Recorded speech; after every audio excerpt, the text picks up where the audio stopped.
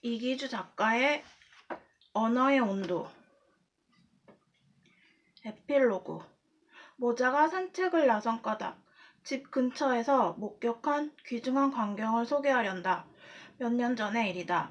퇴근길마다 마주치는 모자가 있었다. 아들은 40대 중반쯤 돼 보였고 어머니는 백발이 성성해서 나이를 가늠할 수 없었다.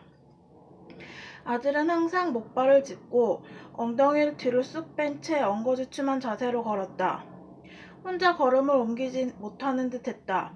자세히 보니 작은 체구의 어머니가 뒤를 따라가며 아들의 뒷모습을 지켜보고 있었다. 아들이 넘어질라 치면 어르신은 황급히 일으켜 세웠다. 모자는 그런 동작을 되풀이했다. 산책이라고 하기엔 그 모습이 너무 힘겨워 보였다. 날씨가 좋지 않은 날 모자와 마주치기도 했는데 그때마다 난 이런 날에는 그냥 집에 계시지 하는 생각도 했다. 시간이 흘렀다. 작년 말쯤인가.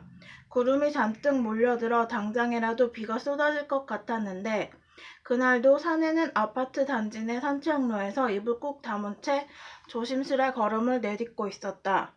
한 손엔 목발 대신 얇은 지팡이가 들려 있었다.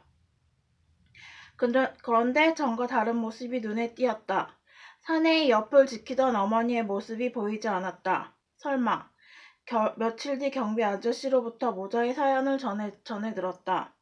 남편과 일찍 사별한 뒤 몸이 불편한 아들을 홀로 키우며 삭바느질로 생계를 이어가던 어르신은 종종 뭔가에 홀린 사람처럼 나 때문에 아들이 아픈 건가 싶어 미안해서 내가 정말 미안해서 마음 편히 죽지 못할 것 같아 라며 소리를 지르곤 했다고 한다. 그러던 어느 날 어르신은 청천벽력 같은 소식을 들었다. 심한 복통에 시달리다 병원을 찾았다가 위암 말기 판정을 받은 것이다. 그러나 남은 날이 길어야 1년입니다. 라는 시한부 통고 앞에서도 노모는 무너지지 않았다. 늙은 어머니는 그날 이후 틈나는 대로 산책을 나서기 시작했다. 눈이 오나 비가 오나 공원을 거닐었다. 다리가 불편한 아들과 함께.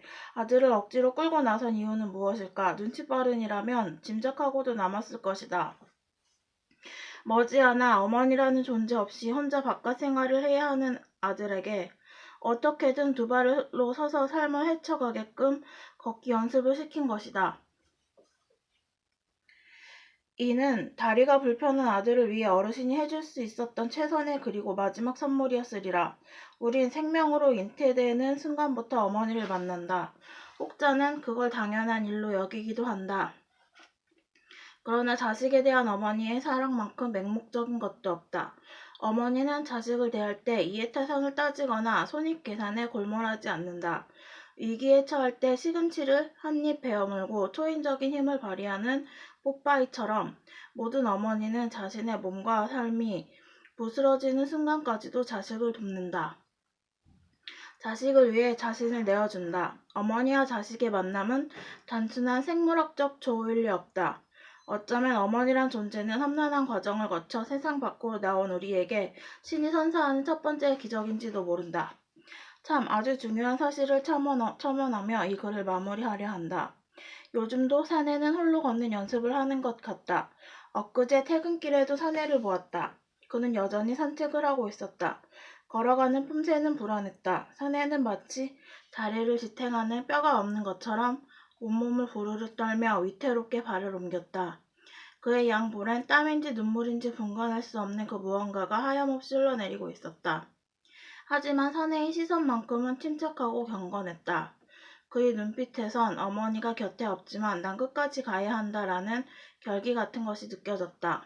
다른 한편으론 노모의 얼굴을 떠올리며 이를 악물고 걷는 것 같기도 했다. 내가 감히 짐작할 수는 없지만 말이다. 바람도 둥지의 재료. 흐린 가을이었다. 누군가에 대한 그리움을 꼭꼭 눌러 담아 하늘에 편지를 쓰고 싶은 그런 날이었다. 운전 중에 신호를 기다리다 작은 새 한 마리가 미루나무 꼭대기에 둥지를 짓는 모습을 보았다. 녀석은 제 몸길이보다 기다란 나뭇가지를 쉴 새 없이 운반하며 얼키설키 보금자리를 엮고 있었다. 기특해 보였다. 차를 멈추고 지켜보기로 했다. 그때였다. 휙 하고 한 자락 바람이 불었다. 미르나무가 여러 갈래로 흔들리자 녀석이 애써 쌓아올린 나뭇가지에 에서 서너 개 가지가 떨어져 나와 땅바닥으로 궁두박질했다. 궁금했다. 녀석은 왜 하필 이런 날 집을 짓는 걸까? 날씨도 좋지 않은데. 집에 돌아와 조류 관련 서적을 뒤적였다. 일부 조류는 비바람이 부는 날을 일부러 골라 종지를 짓는다고 했다. 바보 같아서가 아니다. 악천 후에도 견딜 수 있는 튼실한 집을 짓기 위해서였다. 내가 목격한 새도 그러한 연유로 흐린 하늘을 가르며 날개짓을 한 게 아닌가 싶다.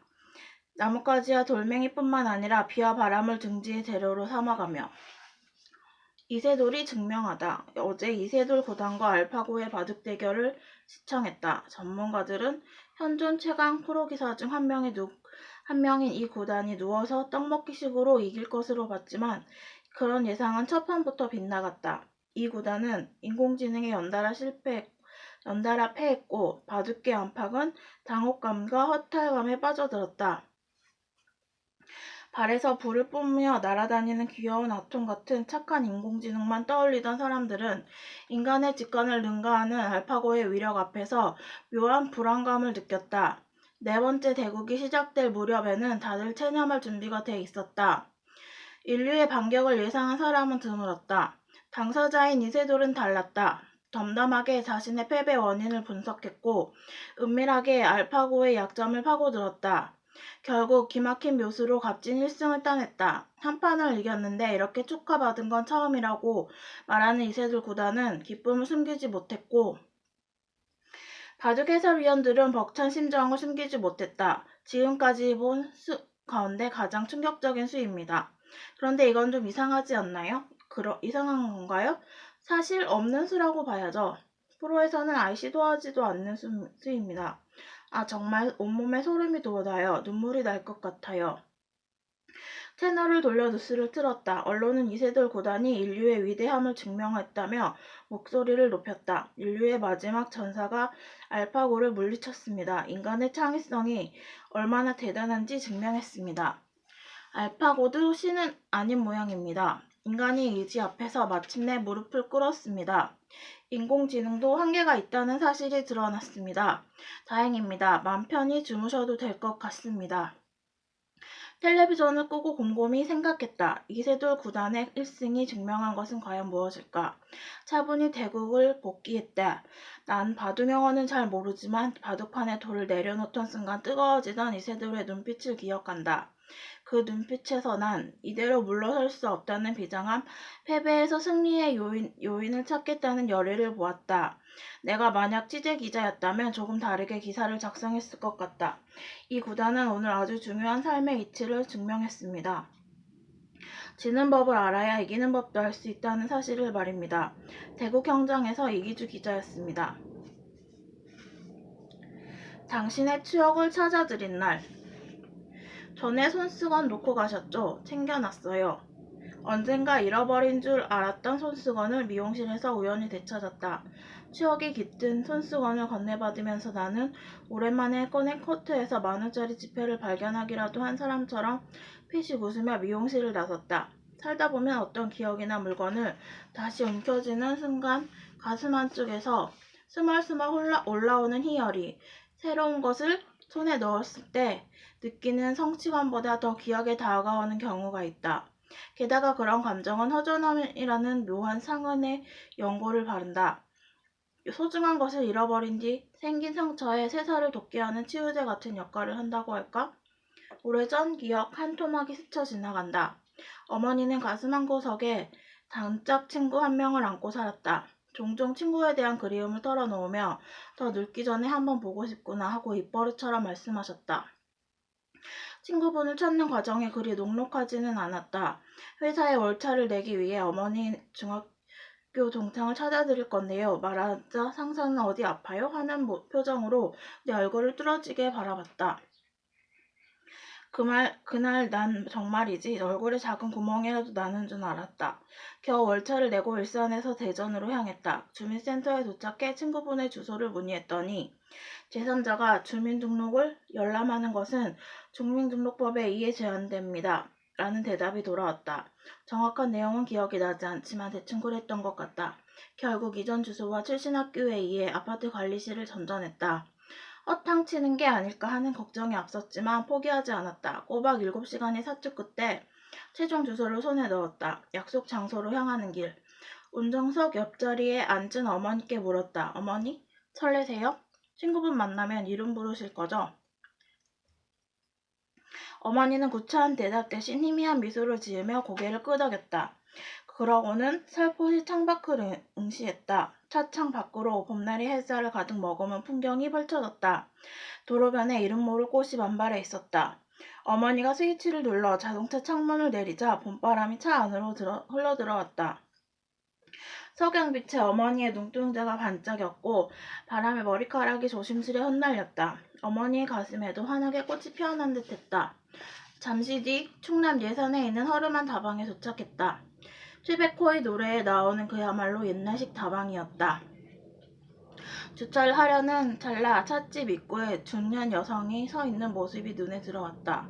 깔끔한 투피스 정장 차림에 도트 무늬 리본 블라우스를 입고 있었는데 살랑대는 봄바람에 약간 큰 스카프가 미세하게 움직였다. 그때였다.